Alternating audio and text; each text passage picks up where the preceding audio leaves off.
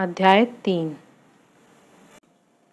बिस्तर में लेटी हुई अयोध्या की रानी कौशल्या बेहद दुर्बल और क्लांत लग रही थी। 40 वर्ष की आयु में असमय हुए सफ़ेद बाल उनकी चमकदार व बेदाग त्वचा के साथ बेमेल लग रहे थे। यद्यपि उनका कद कुछ छोटा था, लेकिन वह एक दृढ़ महिला थी। एक ऐसे समाज में जहाँ महिला का मान उसके वारिस देने की क्षमता से आंका जाता था, वहाँ संतान विहीन होने से उनके चेतन को भेद दिया था। राजा दशरथ की पहली रानी होने के बावजूद भी दशरथ उन्हें सिर्फ कुछ विशेष आयोजनों पर ही साथ रखते थे। बाकी समय वह उपेक्षा भरा जीवन जीती थी। यही वो बात थी जो उन्हें अंदर ही अंदर खाए जा रही थी। वह बस यही चाहती थी कि जो प्यार दशरथ कैकेयी को करते हैं, उसका एक भाग भी उन्हें मिल पाए। वह जानती थी कि वारिस शायद दशरथ के बड़े बेटे को जन्म देने के बाद उनकी स्थिति में कुछ सुधार आएगा, इसलिए उनका उत्साह आज चरम पर था। हालांकि उनका शरीर काफ़ी कमज़ोर था, वह पिछले 16 घंटों से प्रसव वेदना से गुजर रही थी, लेकिन उनके मन में उस दर्द का तनिक एहसास नहीं था। वह दृढ़ता से इस मैदान में जमी थी। उन्होंने वैद्य को शल्य चिकित्सा के जरिए बच्चे को बाहर निकालने की अनुमति नहीं दी थी। मेरा बेटा प्राकृतिक तरीके से जन्म लेगा, कौशल्या ने दृढ़ता से घोषणा कर दी थी। प्राकृतिक तरीके से पैदा होने को ज़्यादा मांगलिक माना जाता था। वह बच्चे के भाग्य के साथ कोई जोखिम नहीं लेना चाहती थी। एक दिन वह राजा बनेगा, कौशल्या ने कहना जारी रखा। वह शुभ कदमों से ही इस दुनिया में आएगा। नीलांजना ने आह भरी। उसे पता भी नहीं था कि वह बच्चा लड़का ही होगा या नहीं, लेकिन वह अपनी महारानी के उत्साह में कोई खलन नहीं डालना चाहती थी। उसने रानी को कुछ दर्द निवारक बूटियों का लेप लगाकर कुछ और समय दे दिया। वैद्य आदर्श रूप से बच्चे का जन्म दोपहर से पहले करवाना चाहते थे। शाही ज्योतिषी की गणना के अनुसार उसे चेतावनी मिली थी कि अगर बच्चे का जन्म उसके बाद हुआ तो उसे जीवन के कड़े संघर्ष करने पड़ेंगे। दूसरी ओर, अगर बच्चा सूर्य के चरम बिंदु तक पहुंचने से पूर्व हो जाता है तो उसका नाम आने वाली शताब्दियों में याद किया जाएगा। नीलांजना ने प्रहर कंदिल पर नज़र डाली, जिसके अनुसार मध्य की 6 घड़ी बीत चुकी थी। सूर्य निकल चुका था और वह दूसरे प्रहर का तीसरा घंटा था। अगले 3 घंटे के बाद मध्याह्न समय आ जाएगा। नीलांजना ने मध्याह्न से पूर्व आधे घंटे तक का इंतज़ार करने का निर्णय लिया, और अगर तब भी बच्चे का जन्म नहीं हुआ तो उसे शल्य चिकित्सा करनी होगी। कौशल्या प्रसव पीड़ा की एक और लहर से पीड़ित हो रही थी। उन्होंने अपने होंठ सख्त भींचकर मन ही मन उस भगवान की आराधना शुरू कर दी जिसका नाम उन्होंने बच्चे को देने का निर्णय किया था। इससे उन्हें हिम्मत दी। वह कोई साधारण नाम नहीं था। जो नाम उन्होंने चुना वह विष्णु के 6ठे अवतार का था। विष्णु उपाधि उन महान अग्रेताओं को दी जाती थी जिन्हें अच्छाई के प्रचारक के रूप में याद किया जाता था। जिन 6ठे व्यक्ति को यह उपाधि मिली वह प्रभु परशुराम थे। उन्हें इसी नाम से जन सामान्य में जाना जाता था। परशु का मतलब है फरसा, कुल्हाड़ी, और यह नाम विष्णु के 6ठे अवतार से इसलिए जुड़ा होगा क्योंकि युद्ध में उनका पसंदीदा हथियार फरसा था। जन्म के समय उनका नाम राम था। यही वह नाम था जिसे कौशल्या मन ही मन दोहरा रही थी। राम राम राम राम। दूसरे प्रहर की चौथे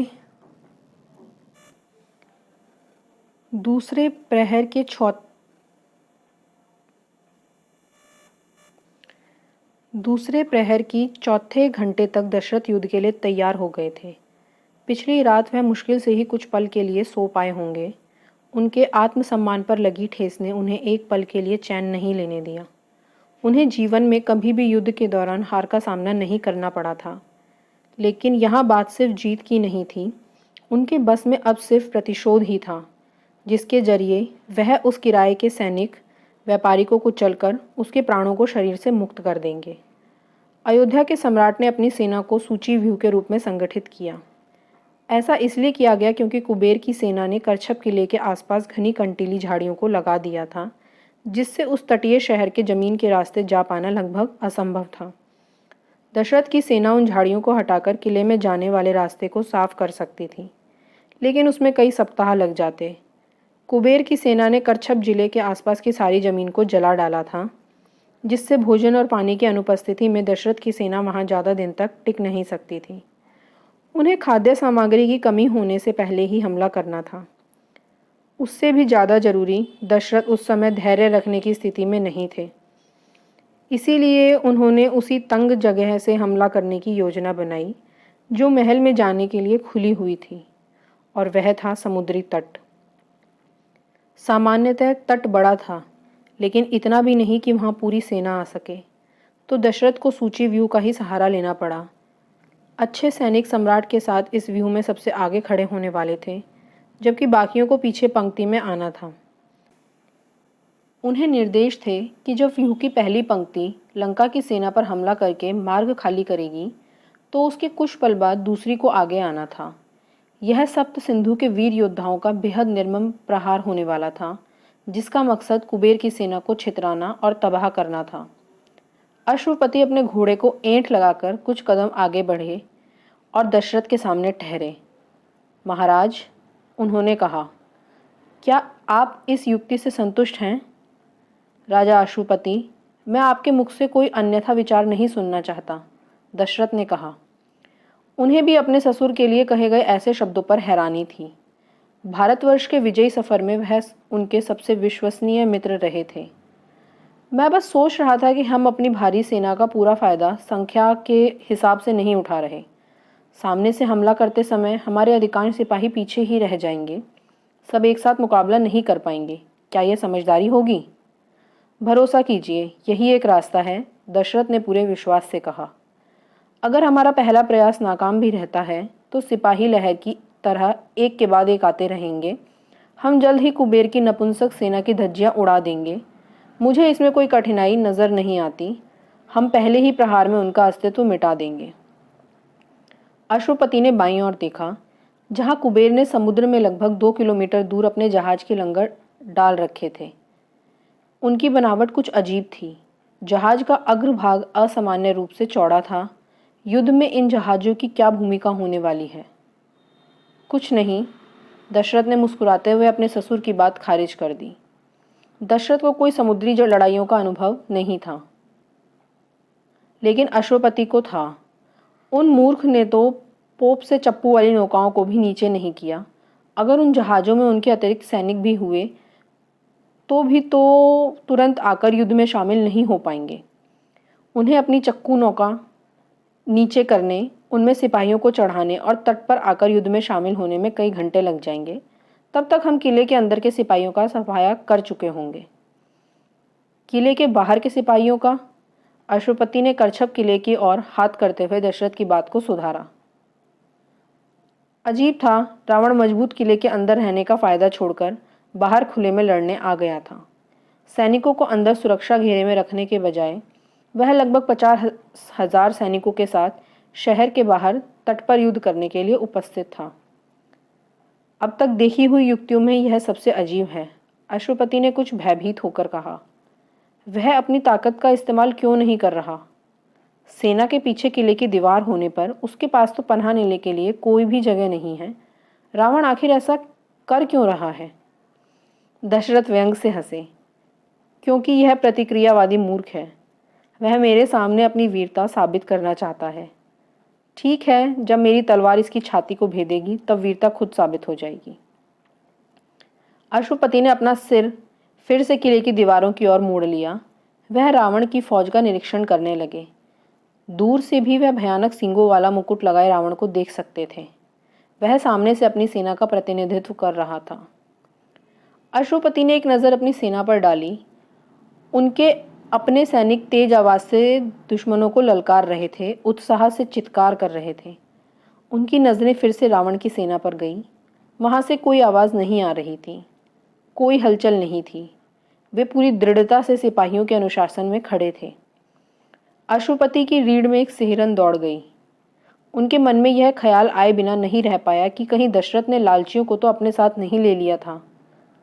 अगर आप लालच के दम पर मछली पकड़ने जा रहे हो तो सामान्यतः उसका परिणाम बेहतर नहीं होता। अश्वपति घबराकर दशरथ की ओर मुड़े, लेकिन सप्त सिंधु के सम्राट तब तक वहां से जा चुके थे। यह तबाही है। घबराए हुए अश्वपति अपने श्रेष्ठ योद्धाओं के साथ घोड़े पर सवार होकर रणक्षेत्र की ओर चल दिए। उन्हें करछप किले के पास पहुंचने के लिए शवों के बीच रास्ता बनाते हुए निकलना पड़ रहा था। वहीं पर सम्राट दशरथ के मिलने की संभावना थी, जो शायद बुरी तरह से घायल थे। अश्वपति जानते थे कि युद्ध हारा जा चुका था। सप्त सिंधु के योद्धा बड़ी संख्या में इस नरसंहार की भेंट चढ़े थे। वह अब बस सम्राट को बचाना चाहते थे, जो उनके दामाद भी थे। उनकी केकई विधवा नहीं हो सकती थी। रण क्षेत्र में रास्ता बनाने के लिए उन्हें भारी दिक्कतों का सामना करना पड़ रहा था। करछप की दीवारों से होती बाण वर्षा से बचने के लिए उन्होंने एक हाथ से अपनी ढाल पकड़ी हुई थी। वहां, एक सैनिक ने चिल्लाते हुए कहा। अश्वपति ने दशरथ के लगभग निष्प्राण शरीर को दो मरे हुए सैनिकों के नीचे दबे देखा। उनके दामाद ने मजबूती से तलवार थाम रखी थी। कैकय नरेश तुरंत घोड़े से उतर गए, जबकि अन्य दो सैनिक उन्हें सुरक्षा देने के लिए तुरंत भागे। अश्वपति दशरथ को खींचकर अपने घोड़े के पास ले आए और सम्राट के घायल शरीर को घोड़े की जीन पर रख दिया। फिर वह भी कूदकर उस पर सवार हो गए और कांटेदार झाड़ियों से होते हुए वापस जाने लगे। जहां झाड़ियां खत्म होती थी, वहीं केकई अपने रथ के साथ दृढ़ खड़ी थी। उनका आचरण सराहनीय रूप से शांत था। जब उनके पिता का घोड़ा नजदीक आया तो उन्होंने आगे बढ़कर दशरथ के औंधे शरीर को खींचकर रथ में रख दिया। उन्होंने पलटकर अपने पिता की ओर नहीं देखा, जो खुद भी अनेकों तीर लगने से घायल थे। उन्होंने लगाम संभाली और अपने रथ में लगे घोड़ों को हाँक दिया। हाँ, झाड़ियों में जाते ही केकई चिल्लाई। कांटे घोड़ों को चीर रहे थे। चीरी हुई जगह से मांस भी बाहर निकलने लगा था, लेकिन केकई उन्हें मजबूती से आगे बढ़ने के लिए हाँकती रही। खून से लथपथ और थके हुए जीव जल्द ही झाड़ियों से निकलकर साफ जमीन पर आ गए। आखिरकार केकई ने लगाम खींचकर पीछे मुड़कर देखा। पीछे झाड़ियों में से उनके पिता और अंगरक्षक रावण की सेना के एक झुंड का पीछा करते हुए भाग रहे थे।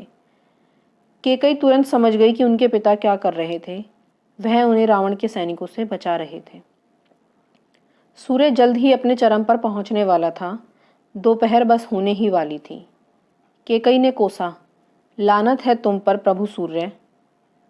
आपने अपने सबसे समर्पित भक्त के साथ आखिर ऐसा होने कैसे दिया। वह अपने अचेतन पति के सामने झुकी। अपने अंग वस्त्र से एक बड़ा टुकड़ा फाड़कर उन्होंने दशरथ की छाती पर बांध दिया, जहां से काफी मात्रा में खून बह रहा था। खून के प्रवाह को किसी तरह रोककर वह खड़ी हुई और फिर से लगाम संभाल ली। वह फूट फूट कर रोना चाहती थी, लेकिन अभी समय नहीं था। उन्हें पहले अपने पति का जीवन बचाना था। उन्हें विवेक से काम लेना था। उन्होंने घोड़ों को देखा। उनके जख्मों से खून बह रहा था और जगह जगह मांस लटकने लगा था। वे बुरी तरह हाँफ रहे थे। कांटेदार झाड़ियों के बीच से रथ खींचते हुए वह चूर हो गए थे, लेकिन वह उन्हें आराम नहीं दे सकती थी। अभी तो बिल्कुल नहीं। मुझे माफ़ कर दो, लगाम उठाते हुए केकई फुसफुसाई। चाबुक हवा में उछलता हुआ निर्दयता से घोड़ों पर पड़ा। रहम के लिए हिनहिनाते हुए वे आगे बढ़ने से इनकार कर रहे थे। केकई ने चाबुक फिर से चलाया। घोड़े आगे बढ़ने पर मजबूर हुए। चलो, बेरहमी से घोड़ों को हाँकती हुई केकई चिल्लाई। इस मुश्किल समय में उनके पास और कोई रास्ता नहीं था। उन्हें अपने पति की जान बचानी ही थी। अचानक एक तीर तेजी से गुजरता हुआ उनके रथ के बाहरी ओर जा घुसा। केकई चौकस हो गई। रावण का एक घुड़सवार अभी भी उनके पीछे लगा था। केकई ने मुड़कर अपने घोड़ों को तेजी से हाँका। तेज और तेज चलो। हालांकि वह बेसुधी में अपने घोड़ों को हाँक रही थी, लेकिन अपनी बुद्धिमत्ता का प्रयोग करते हुए उन्होंने अपने शरीर को अपने पति के कवच के रूप में झुका लिया। रावण का यह शैतान एक निशस्त्र स्त्री पर तो हथियार नहीं उठाएगा। उन्होंने गलत सोचा था। उन्हें एक तीर सन से आता हुआ सुनाई दिया। उसने उनकी पीठ पर एक जोरदार प्रहार किया। इससे वह तेजी से आगे को झुकी और उनका सिर झटके से पीछे हुआ। उनकी आंखें आसमान की तरफ थी। केकई दर्द से कराही, लेकिन उन्होंने जल्द ही खुद को नियंत्रित कर लिया। उनकी चेतना उन्हें अपने दर्द से ऊपर उठकर सोचने को मजबूर कर रही थी। और तेज, अपने घोड़ों को हाँकते हुए वह चिल्लाई। एक और तीर सन से उनके कान के पास से गुजर गया। उनका सिर उस तीर से बस रत्ती भर ही बच पाया था। केकई ने एक नज़र अपने पति के अचेतन शरीर पर डाली, जो ऊबड़ खाबड़ रास्तों पर चलते रथ की वजह से उचक रहा था। तेज चलो। उन्हें एक और तीर आता सुनाई दिया। पल भर में ही उस तीर ने दाहिने हाथ की तर्जनी को काटकर पत्थर की तरफ फेंक दिया। इस अकस्मात प्रहार से उनके हाथों से लगाम छूट गई। उनका मस्तिष्क दूसरे प्रहारों के लिए तैयार हो गया था और शरीर दर्द के लिए। वह ना तो चिल्लाई, ना ही रोई। उन्होंने शीघ्रता से झुककर लगाम फिर से उठा ली और उसे लहूलुहान दाहिने हाथ में से बाएं में ले लिया। वह और भयानक रूप से घोड़ों को हाँकने लगी। भागो, तुम्हारे सम्राट का जीवन खतरे में है। उन्हें एक दूसरे तीर की झन्नाहट सुनाई दी। दूसरे प्रहार के लिए उन्होंने खुद को तैयार कर लिया, लेकिन उन्हें पीछे से अपने दुश्मन की चीख सुनाई दी। तिरछी नजरों से उन्होंने अपने शत्रु को गिरते हुए देखा। तीर उसकी दाहिनी आंख में लगा था। उसके पीछे घुड़सवारों का एक दल आ रहा था, केकई के पिता और उनके अंगरक्षकों का। बाणों की वर्षा ने लंका के उस घुड़सवार को घोड़े से गिरा दिया। हालांकि उसका पैर अभी भी रकाब में ही फंसा हुआ था, वह काफी दूर तक ऐसे ही भागते घोड़े के साथ रगड़ता हुआ गया। उसका सिर रास्ते में आने वाले पत्थरों से फट गया। केकई की नजरें फिर से आगे थी। अपने दुश्मन की बेरहम मौत देखने का समय उसके पास नहीं था। दशरथ को बचाना जरूरी था। घोड़ों को हाँकने की आवाज ही निरंतर आ रही थी। तेज चलो और तेज। नीलांजना बच्चे की पीठ थपथपा रही थी। वह सांस नहीं ले रहा था। सांस लो, रो। कौशल्या बेचैनी से देख रही थी। वह काफी लंबी प्रसव पीड़ा से गुजरी थी। उन्होंने कोहनियां टेक कर उठने की कोशिश की। क्या हुआ? मेरे बच्चे को क्या हुआ? रानी को आराम से लेटाओ, नीलांजना ने रानी की देखभाल में खड़ी परिचारिका को डांटते हुए कहा। परिचारिका ने भागकर रानी के कंधों को पकड़कर उन्हें लेटाने की कोशिश की। बुरी तरह से थकी हुई कौशल्या ने लेटने से मना कर दिया। उसे मुझे दो। महारानी, नीलांजना ने भरी आंखों से कहा, उसे मेरे पास लाओ। मुझे नहीं लगता वह। उसे अभी मुझे दो। नीलांजना ने तुरंत बेजान बच्चा कौशल्या की गोद में डाल दिया। रानी ने अपने अविचल बच्चे को सीने से लगाया। तुरंत ही बच्चे में हरकत हुई और उसने कौशल्या की लंबी लट अपनी नन्ही हथेली में पकड़ ली। राम, कौशल्या ने खुशी से कहा। किलकारी मारकर रोते हुए राम ने पहली सांस ली और इस दुनिया में दस्तक दी। राम कहते हुए कौशल्या रो पड़ी। खुशी के आंसू उनके गालों पर बह रहे थे। अपनी छोटी हथेली में माँ की लट पकड़े राम जोर जोर से रो रहे थे। मुंह खोलकर रोते हुए वह मानो दूध मांग रहे थे। नीलांजना के कानों में जब बच्चे के रोने की आवाज़ पड़ी तो वह खुद ही बच्चे की मानिंद रो पड़ी। उसकी स्वामिनी ने खूबसूरत बेटे को जन्म दिया था। अयोध्या के युवराज ने जन्म ले लिया था। अपनी खुशी के बावजूद नीलांजना अपना काम नहीं भूली थी। जन्म का सटीक समय दर्ज करने के लिए उसने कोने में रखी प्रहर घड़ी पर नजर डाली। वह जानती थी कि शाही ज्योतिषी को इसकी जरूरत होगी। समय दर्ज करते समय एक बार को उसकी सांस अटक गई। प्रभु रुद्र कृपा करें, ठीक मध्याह्न का समय हो चला था। इसका क्या तात्पर्य है? नीलांजना ने पूछा। शाही ज्योतिषी स्तब्ध थे। सूर्य क्षितिज में डूबने वाला था और राम व कौशल्या गहरी नींद में सो चुके थे। नीलांजना आखिरकार शाही ज्योतिषी के शिविर में राम के भविष्य की चर्चा करने पहुंच गई थी। आपने कहा था कि अगर उनका जन्म मध्याह्न से पूर्व होगा तो इतिहास में उनका नाम हमेशा अमर रहेगा, नीलांजना ने कहा। और अगर वह मध्याह्न के बाद पैदा हुए तो उन्हें दुर्भाग्य का सामना करना पड़ेगा। उन्हें कोई निजी सुख नहीं मिलेगा। क्या तुम्हें पूरा यकीन है कि वह ठीक मध्याह्न घड़ी में पैदा हुए? ज्योतिषी ने पूछा। न पहले न बाद में। हाँ, मुझे पूरा यकीन है, ठीक मध्याह्न में। ज्योतिष ने गहरी सांस ली और एक बार फिर से विचार मग्न हो गए। इसका क्या मतलब है? नीलांजना ने पूछा। उनका भविष्य कैसा होगा? क्या वह महान बनेंगे या दुर्भाग्य का सामना करेंगे? मैं नहीं जानता। क्या मतलब आप नहीं जानते? मेरा मतलब मैं नहीं जानता, ज्योतिषी ने कहा। वह अपनी झुंझलाहट छिपा पाने में असफल रहे। नीलांजना ने खिड़की से बाहर दूर तक फैले हुए शाही बगीचे को देखा। महल एक पहाड़ी पर स्थित था जो अयोध्या की सबसे ऊंची चोटी थी। उसने शहर की दीवारों के बाहर खाली नज़रों से बहते पानी को देखा। वह जानती थी कि उसे क्या करना था। जन्म का समय दर्ज करना उसके हाथ में था और उसे उसमें मध्याह्न नहीं भरना था। कोई इतना बुद्धिमान कैसे हो सकता था? उसने तय कर लिया था राम का जन्म मध्याह्न से एक पल पहले हुआ था। वह ज्योतिषी की ओर घूमी। आपको जन्म के समय के बारे में खामोश रहना होगा। उसे कोई सफाई नहीं देनी पड़ी। ज्योतिषी जो कौशल राज से ही थे, वह इसकी महत्ता जानते थे। उनकी स्वामी भक्ति भी उतनी ही पक्की थी जितनी नीलांजना की थी। जरूर। अध्याय 4। महर्षि वशिष्ठ अयोध्या किले के द्वार पर पहुंचे। उनके पीछे सम्माननीय दूरी पर कुछ अंगरक्षक थे। जैसे ही द्वारपाल ने उन्हें देखा, वह हैरान रह गई कि अयोध्या के राजगुरु इतनी सुबह कैसे आए। द्वारपाल ने कुछ झुककर हाथ जोड़कर प्रणाम किया। प्रणाम महर्षि। वशिष्ठ ने रुककर उसके प्रणाम के जवाब में नरमी से सिर हिलाया।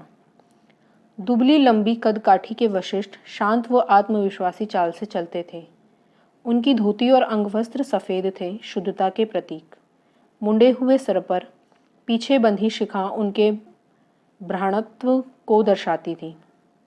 सफ़ेद बलखाती दाढ़ी, शांत व सौम्य नेत्र और झुर्रीदार चेहरा उनके भीतरी तेज का प्रतिबिंब था। यद्यपि अजय नगरी अयोध्या के परकोटे पर बनी विशाल नहर की ओर जाते हुए वशिष्ठ किन्हीं विचारों में गुम थे। वह अपने किसी मंतव्य को लेकर दुविधा में थे। 6 साल पहले रावण की बर्बर जीत ने सप्त सिंधु की सेना को तबाह कर दिया था। हालांकि उसके सम्मान की धज्जियां उड़ गई थी, लेकिन अयोध्या के आधिपत्य को उत्तर भारत के किसी साम्राज्य ने चुनौती नहीं दी थी। उस दुर्भाग्यपूर्ण दिन उनके अधीनस्थ हर साम्राज्य की इज्जत लहूलुहान हुई थी। अपने घावों पर मरहम लगाते हुए किसी ने भी कमज़ोर अयोध्या के सामने खड़े होने की हिम्मत नहीं दिखाई थी। दशरथ ही सप्त सिंधु के सम्राट बने रहे थे, हालांकि अब वह पहले की तरह संपन्न और शक्तिशाली नहीं थे। बेरहम रावण ने जीत का कर अयोध्या से वसूला था। उस अपमानजनक हार के बाद नियत कर में भारी कमी करके उसने सप्त सिंधु के जख्मों पर नमक छिड़का था। साथ ही अब वह सप्त सिंधु से कच्चा सामान भी पहले की तुलना में कम दामों पर खरीदता था। निसंदेह इससे लंका रातों रात संपन्न होती चली गई और अयोध्या व उत्तर भारत के दूसरी राज्य गरीबी के दलदल में धंस गए। ऐसी अफवाह भी थी कि उस राक्षस नगरी की तो सड़कें भी स्वर्ण से मंडी हुई थीं। वशिष्ठ ने हाथ उठाकर पीछे आ रहे अंगरक्षकों को और आगे आने से रोक दिया। वह नहर के किनारे बनी आच्छादित मेड़ पर चलने लगे। उन्होंने नजरें उठाकर नहर की लंबाई में बनी उत्कृष्ट भीतरी छत को देखा। फिर उन्होंने सामने बहते जल के असीमित विस्तार को देखा। कभी यह अयोध्या की अपरिमित संपन्नता का प्रतीक हुआ करता था, लेकिन अब यह अवसाद और निर्धनता को ही दर्शा रहा था। नहर का निर्माण कुछ सदी पूर्व सम्राट अयुतायुस ने शक्तिशाली सरयू नदी के जल को खींचकर करवाया था। इसका विस्तार दिव्य था। यह अयोध्या की दीवारों के साथ साथ 50 किलोमीटर के दायरे तक फैली थी। इसकी चौड़ाई विशाल थी, जो किनारों पर 2-2.5 किलोमीटर और बढ़ जाती थी। इसकी संग्रहण क्षमता इतनी अधिक थी कि इसके निर्माण के पहले कुछ सालों में नदी के आसपास के कई राज्यों ने पानी की तंगी की शिकायत की थी। उनकी आपत्ति को अयोध्या के शक्तिशाली योद्धाओं ने यूं ही कुचलकर रख दिया था। इस नहर का मुख्य उद्देश्य सैन्य संबंधी था। यह एक प्रकार की खाई थी। सही मायनों में तो यह खाइयों की भी माँ थी, जो चारों ओर से नगर की दीवारों की रक्षा करती थी। संभावित हमलावरों को नगर पर चढ़ाई करने से पूर्व उस विशाल नदी समान नहर को पार करना पड़ता। ऐसे साहसी मूर्खों को बड़ी आसानी से अपराज्य शहर की ऊंची दीवारों पर लगी तोपों का निशाना बनाया जा सकता था। नहर पर 4 दिशाओं में 4 पुल बनाए गए थे। इन पुलों से नगर में आने के लिए भारी द्वार बनाए गए थे, जिन्हें उत्तर द्वार, पूर्व द्वार, दक्षिण द्वार और पश्चिम द्वार के नाम से जाना जाता था। प्रत्येक पुल को 2 भागों में बांटा गया था। हर भाग की अपनी मीनार और कलदार पुल था, जो नहर की 2 तरफा सुरक्षा सुनिश्चित करता था। फिर भी विशाल नहर को किसी क्षति से बचाने के लिए उसका अपना सुरक्षात्मक ढांचा भी था। अयोध्या वासियों के लिए वह नहर एक धार्मिक प्रतीक थी। उनके लिए विशाल नहर का गहरा, अथाह और शांत जल उस समुद्र के समान था जो पौराणिक, आदिम, शून्यता में सृजन का स्रोत बना। ऐसा माना गया कि करोड़ों वर्ष पूर्व उस आदिम समुद्र के केंद्र में एकम के विभिन्न भागों में टूटने से ब्रह्मांड का जन्म हुआ और सृजन का चक्र चल निकला। अगम्य नगरी अयोध्या को धरती पर उस परमपिता प्रभु के प्रतिनिधि के रूप में देखा गया, जिसके निराकार रूप को आज ब्रह्म और परमात्मा के रूप में जाना जाता है। उस परमात्मा को हर जीव में विद्यमान माना गया। कुछ पुरुष व कुछ महिलाएं अपने अंदर के परमात्मा को पहचान कर खुद भगवान स्वरूप में आए। इन भगवानों को मूर्त रूप में अयोध्या के विभिन्न मंदिरों में पूजा गया। छोटे से द्वीप पर जहाँ विशाल नहर बनी, वहीं उस प्रभु के पूजन के लिए मंदिर भी बने। हालांकि वशिष्ठ जानते थे कि इन प्रतीकों और सुंदरता से परे नहर का निर्माण एक खास उद्देश्य से किया गया था। इसका काम बाढ़ को नियंत्रित करना था, जिससे सरयू के प्रचंड जल को विविध द्वारों के माध्यम से रोका जा सके। उत्तर भारत में बाढ़ बार बार आने वाली समस्या थी।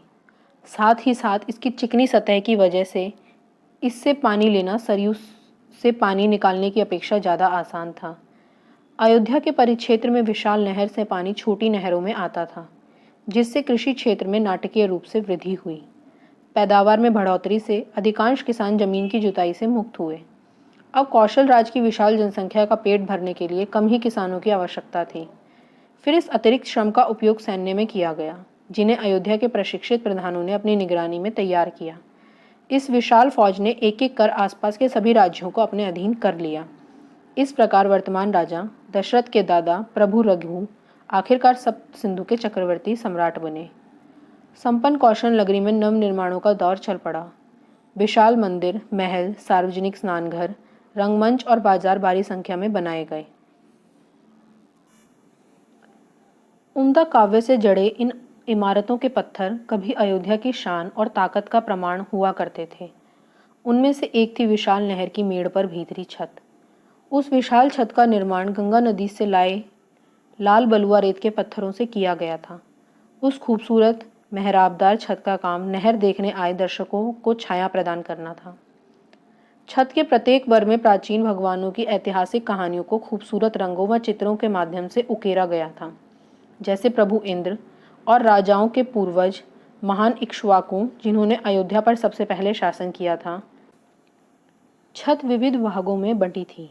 प्रत्येक भाग के मध्य में शक्तिशाली सूर्य की तस्वीर थी, जिससे निकली तीव्र किरणें सभी दिशाओं में जा रही थी। वह सूचक था कि अयोध्या के राजा सूर्यवंशी थे, प्रभु सूर्य के वंशज, और सूर्य की तरह ही उनकी शक्ति भी सभी दिशाओं में फैली थी, या शायद तब तक जब लंका के राक्षस ने उसे अपने पैरों तले कुचला नहीं था। वशिष्ठ ने दूर बने एक मानव निर्मित द्वीप को देखा। नहर पर अनेक ऐसे द्वीप थे जो नहर को जोड़ते थे। इस द्वीप पर दूसरे द्वीपों की तरह कोई मंदिर नहीं था, बल्कि 3 विशालकाय प्रतिमाएं पीठ से पीठ लगाकर रखी गई थीं। उनमें से एक प्रभु ब्रह्म की थी, रचयिता, महान वैज्ञानिक। उन्होंने कई ऐसी चीज़ों का आविष्कार किया जिन पर वैदिक जीवन चला। उनके अनुयायी उन्हीं नियमों का पालन करते थे, ज्ञान के लिए कठोर तप और निस्वार्थ भाव से समाज सेवा। सालों बाद वे ब्राह्मण के रूप में गठित हुए। उनके दाहिने ओर प्रभु परशुराम, विष्णु के छठे अवतार की प्रतिमा थी। जब भी जीवन में अक्षमता, दुराचार या धर्मांधता आने लगे तो नए अधिनायक का उदय होता है, जो लोगों को जीने की सही राह दिखाता है। ऐसे अधिनायकों को विष्णु की उपाधि दी गई, जो भगवान के आदर्शों पर खरे उतरे। उन विष्णुओं को भगवान की तरह पूजा जाता। प्रभु परशुराम, पूर्ववर्ती विष्णु, ने भारत को कई शताब्दी पहले क्षत्रिय युग में मार्ग दिखाया था। तब वहाँ भयंकर हिंसा व्याप्त थी। वह ब्राह्मणों, ज्ञान के युग में भी विद्यमान रहे। प्रभु परशुराम के बाद और ब्रह्मा के बाईं ओर घेरे को पूर्ण करते हुए महादेव की प्रतिमा लगी थी। इन्हें बुराई का संहार करने वाले के रूप में जाना जाता था। महादेव का काम लोगों को मानवता का पाठ पढ़ाना नहीं था। यह काम विष्णु के लिए संरक्षित था। उनका काम बस बुराई को ढूंढकर उसका विनाश करना था। बुराई का खात्मा होने पर अच्छाई का नए उत्साह से जन्म होता है। विष्णु से भिन्न महादेव का भारतवासी होना जरूरी नहीं था। वह इस महान भूमि की किसी भी दिशा से हो सकते थे। बुराई को निष्पक्षता से देखने के लिए उसका बाहरी होना जरूरी था। प्रभु रुद्र भारत की पश्चिमी सीमा परिहा से थे। वशिष्ठ ने घुटनों के बल बैठकर त्रिदेव की प्रतिमा के सामने अपना मस्तक टेक दिया। यही त्रिदेव वर्तमान वैदिक जीवन का आधार थे। उन्होंने अपना सिर उठा, हाथ जोड़कर प्रणाम किया। हे पवित्र त्रिदेव, मेरा मार्गदर्शन कीजिए, महिषी वशिष्ठ ने धीमे से कहा, जिसके लिए मैं विद्रोह करना चाहता हूँ। हवा का एक तेज झोंका उनके कानों में मानो कुछ कहते हुए गुजरा। उनकी आंखें त्रिदेव पर टिकी थीं। संगमरमर की शोभा पहले सी नहीं थी। अयोध्या का प्रभुत्व अब उसकी देखरेख में सक्षम नहीं था। प्रभु ब्रह्मा, प्रभु राम और रुद्र के मुकुट पर लगी सोने की परत उतरने लगी थी। छत की सतह के रंग फीके पड़ गए थे और लाल पत्थरों का तल जगह जगह से उखड़ने लगा था। विशाल नहर में भी गाद जमने लगी थी और मरम्मत के अभाव में उसका पानी सूख रहा था। अयोध्या का शाही प्रशासन मरम्मत की लागत निकाल पाने में असमर्थ था। हालांकि वशिष्ठ जानते थे कि प्रशासन के पास सिर्फ धन की कमी नहीं थी, उनमें इसे करवाने की प्रेरणा भी नहीं बची थी। जैसे ही नहर का पानी उथला हुआ तो खुरचा हुआ सूखा तल अपनी कुरूपता की माफ़ी मांगता प्रतीत होने लगा। अयोध्या की वर्तमान जनसंख्या ने शहर को अमूमन इसी हाल में देखा था। हालांकि कुछ साल पहले तक यह सोच भी पाना असंभव था कि नहर कभी इस तरह सूख सकती थी। नए आवास गरीबों के लिए नहीं बनाए जा रहे थे, लेकिन हाय, अब बहुत सी विचित्र बातें नियमित हो चली थी। प्रभु परशुराम, हमें जीने के लिए किसी नई राह की ज़रूरत है। इस महान देश को देशभक्तों के खून पसीने से फिर से सींचना है। मेरे लिए जो क्रांति है उसे अक्सर वही लोग धोखा कहते हैं जिनके लिए इसका आह्वान किया गया। अंतिम निर्णय इतिहास पर ही छोड़ देना चाहिए। वशिष्ठ ने मेड़ की सीढ़ी से नहर की मिट्टी उठाई और उसे अपने माथे पर तिलक लगाया। यह मिट्टी मेरे प्राणों से ज़्यादा महत्वपूर्ण है। मैं अपने देश से प्यार करता हूँ, मुझे भारत से प्यार है। मैं कसम खाता हूँ कि इसके लिए जो बन पड़ेगा वो करूँगा। प्रभु, मुझे साहस दो। हवा के साथ आते मंत्रों के मध्यम स्वर से उन्हें दाहिनी ओर देखने के लिए प्रेरित किया। कुछ दूरी पर लोगों का एक छोटा समूह दृढ़ता से चला आ रहा था। उन्होंने पवित्र नीले रंग के कपड़े पहन रखे थे। इन दिनों यह असामान्य दृश्य था। धन और शक्ति के साथ सप्त सिंधु के नागरिकों का अपने धर्म पर से विश्वास भी उठ गया था। बहुत से मानते थे कि उनके प्रभु ने उन्हें त्याग दिया था, नहीं तो उन पर ऐसी विपदा क्यों आती। भक्त छठे विष्णु प्रभु परशुराम का नाम जप रहे थे।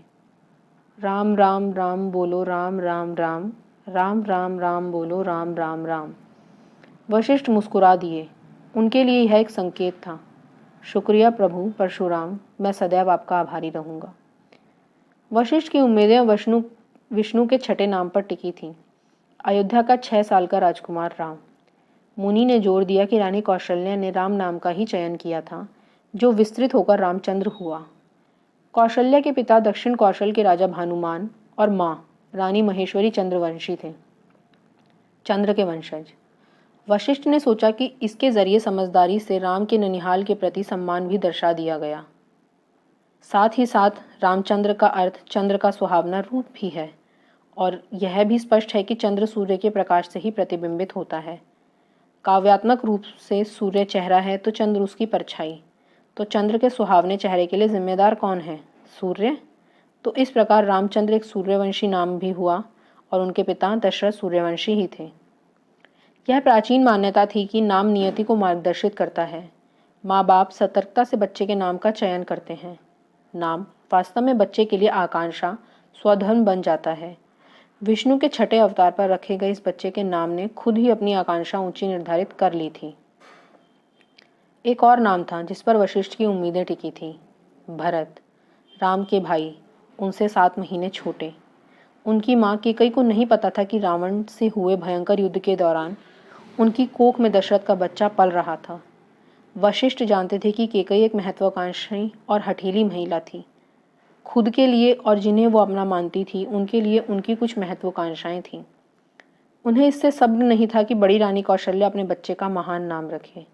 उनके बेटे का नाम महान चंद्रवर्षी सम्राट भरत के नाम पर रखा गया, जिन्होंने सदियों पहले देश पर शासन किया था। प्राचीन सम्राट भरत ने सूर्यवंशियों और चंद्रवंशियों को एक ध्वज तले एकत्रित किया था। छुटपुट लड़ाइयों के बावजूद उन्होंने शांति से जीना सीख लिया था। यह इसी का उदाहरण था कि आज एक सूर्यवंशी राजा दशरथ की 2 रानियां कौशल्या और कैकेयी चंद्रवंशी थी।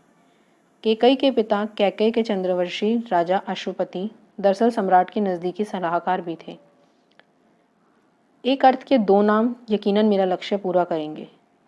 उन्होंने फिर से प्रभु परशुराम को देखा। उनकी प्रतिमा से उन्हें बल मिलता महसूस हुआ। मैं जानता हूँ वो मुझे गलत समझेंगे, शायद वे मेरी आत्मा को कोसें, लेकिन वो तुम ही थे प्रभु जिसने कहा था कि अधिनायक को खुद से ज़्यादा अपने देश से प्यार करना चाहिए। वशिष्ठ ने अंगवस्त्र के नीचे छिपाई अपनी म्यान को छुआ। उन्होंने कटार निकाली और उस पर गुदे हुए नाम को निहारा, परशुराम। गहरी सांस लेते हुए उन्होंने चाकू को बाएं हाथ में लिया और उसे अपनी तर्जनी में घुमाकर खून निकाला। उन्होंने अंगूठे से उंगली को दबाया और रक्त की कुछ बूंदें नहर के पानी में टपकने दी। इस रक्त की शपथ है मुझे, या तो मैं इस विद्रोह को सफल बनाऊंगा या इसके प्रयास में अपने प्राणों की आहुति दे दूंगा। वशिष्ठ ने प्रभु परशुराम की अंतिम दृष्टि डाली, सिर झुकाया और दोनों हाथ जोड़कर प्रणाम करते हुए मन ही मन कहा, जय परशुराम, परशुराम की प्रतिष्ठा अमर रहे।